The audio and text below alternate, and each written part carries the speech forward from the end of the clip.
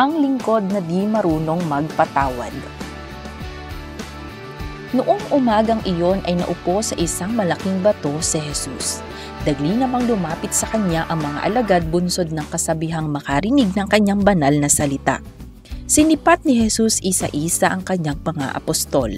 Pagdakay pumikit siya at taimtim na umusal ng isang dasal. Maya-maya pa, napansin ng mga alagad maging ni Jesus ang pagkabalisa sa mukha ni Pedro. Waring may iniisip ito na pinangingim lang sabihin, kung kaya siya na mismo ang kusang nagtanong dito. Pedro, sabi ni Jesus sa tinig na magiliw datapuat naguhumindig, sabihin mo sa akin kung anuman iyang bumabagabag ni gumugulo sa iyo, makikinig ako. Panginoon, matagal ko na po itong gustong itanong sa inyo. Kung sakaling magkasala sa akin ng aking kapwa, paano ko ho siya patatawarin?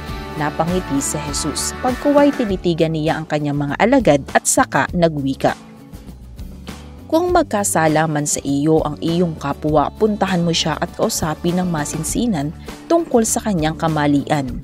Naibalik mo na ang pagsasamahan ninyo bilang magkaibigan kapag nakinig siya sa iyo at nagtika sa kanyang kasalanan. Gayunman, kung ayaw niyang makinig sa iyo, magsama ka pa ng 1 o 2 tao upang hikayatin siyang pagsisihan ang mga nagawang kasalanan. Kung sakaling ayaw niya pa ring makinig ay dalhin mo siya sa simbahan. Doon ay hayaan mo siyang makinig sa salita ng Diyos at ikumpisal ang mga nagawang pagkakasala. Kung ayaw niya pa ring makinig sa simbahan ay ituring mo na siyang parang hentil o isang maniningil ng buwis. Tumango-tango ang mga apostol. Muli namang nagtanong si Pedro, Panginoon, ilang beses ko ho ba patatawarin ang sino mang nagkasala sa akin? 1 ho ba? 3, 5, 7 beses kaya?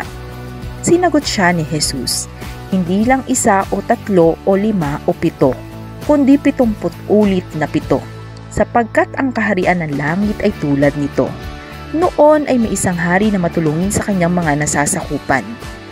Lahat ng nagutom ay binibigyan niya ng makakain. Kung minsay inaanyayahan pa nga makisalo sa kanyang maringal na hapag.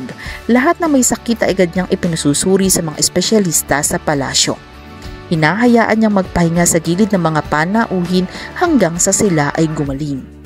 Bukod sa pagbibigay ng mga libreng gamot ay nagpapadala rin siya sa kanila ng mga payaso upang sila ay alawin. Totoo, mahal na mahal ng taong bayan ang kanilang hari. Lahat ng mga daing nila ay pinakikinggan nito. Lahat ng suliranin nila ay nilalapitan nito ng solusyon. Malugod at bukas palad na nagpapautang ang hari sakaling may humingi ng tulong para makapagsimula ng sariling negosyo. Hindi siya nagpapataw ng interes kaya't dagsa sa tuwina ang mga nangungutang sa kanya. Isa lang ang kondisyon ng hari sa pagpapautang. Gamitin sa tama ang salaping inutang at magbayad sa itinakdang oras ng pagbabayad.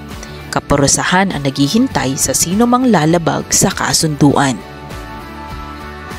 Isang araw nagpasya ang hari na hingin sa kanyang mga utusan ang listahan ng mga may utang na 1,000,000 piso. Noong nakaraan buwan pa pala natakda nitong pagbabayad, ngunit hindi pa rin ito nagpapakita sa kanya. Ni hindi ito naglakas ng loob na humingin dispensa sakaling gipit ito't walang maibayad sa kanya. Nanginig sa galit ang hari. Pinakaayaw niya sa lahat ay ang tumatakas sa utang. Noon din ay tinawag niya ang kanyang mga kawal upang dakpin ang nasabing lingkod. Mabilis naman itong natunton ng mga kawal. Nang dalhin siya sa palasyo ay agad na inuutos ng hari. Ngayon din ay ipagbili ninyo ang lingkod na iyan upang makapagbayad sa kanyang utang. Ibenta na rin ninyo ang kanyang asawa, mga anak at ang lahat ng kanilang mga ari-arian. Walang tigil namang nagiiyak at naglupasay ang lingkod. Patawad, mahal na hari. Hindi ako nakapagbayad sa inyo sa takdang oras, mangyari ay nalugi ho ang aking negosyo. Gipit na gipit po talaga ako ngayon. Bigyan niyo pa ho ako sana ng sapat ng panahon upang pagbayad sa inyo. Pagmamakaawa ng lingkod. Naantig naman ang puso ng hari sa panaghoy nito. Nanaig sa ikibuturan ng kanyang pagkatao ang pagiging mabait at matulungin.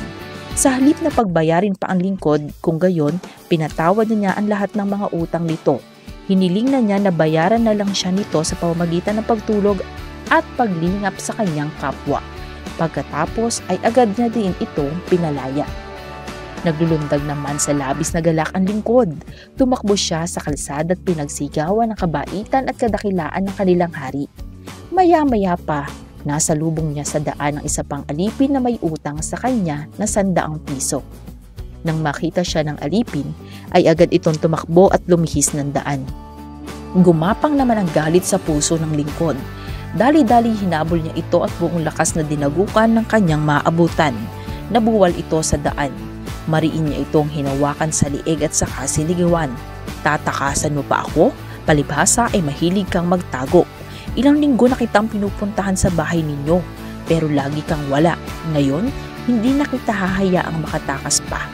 Bayaran mo ngayon din ang iyong utang. Hindi naman magkanda o gaga sa pagngalngal at paghingi ng tawad ang aliping may utang sa kanya. Pakiusap, bigyan mo pa ako ng sapat na panahon. Babayaran ko rin sa iyo ang utang ko. Gayunman, hindi siya pinakinggan ng lingkod. Dinala niya ang kapwa alipin sa kinauukulan at ipinabalanggo hanggang sa makabayad. Agad namang nabalitaan ng hari ang nangyari. Noon din ay pinakadakip niya ang lingkod sa kanyang mga kawal. Nang dalhin nito sa kanyang harapan, ay nanggigil niya itong sininghalan. Napakasama mo! Pinatawad kita sa utang mo sapagkat nagmakaawa ka sa akin. Hindi ba't gayon din dapat ang ginawa mo sa may utang sa iyo? Kung sino pa iyong pinatawad sa pagkakautang ay siya pa ang hindi nagpatawad sa nagkakautang sa kanya. Ikulong nyo ngayon din ang pangahas na ito. Huwag niyo siyang palalayain hanggat hindi nakababayad ng utang ang kanyang pamilya. At gayon nga ang ginawa ng mga kawal. Ipiniit nila ang lingkod sa loob ng mahabang panahon. Anuman daing at pagmamakaawa ang gawin nito ay hindi siya pinakinggan pang muli ng hari. Natahimik ang mga alagad sa parabolang kanilang narinig.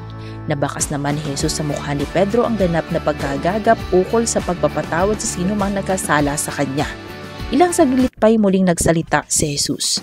Kung ano ang nangyari sa lingkod ay siya ring gagawin ng aking amang nasa langit.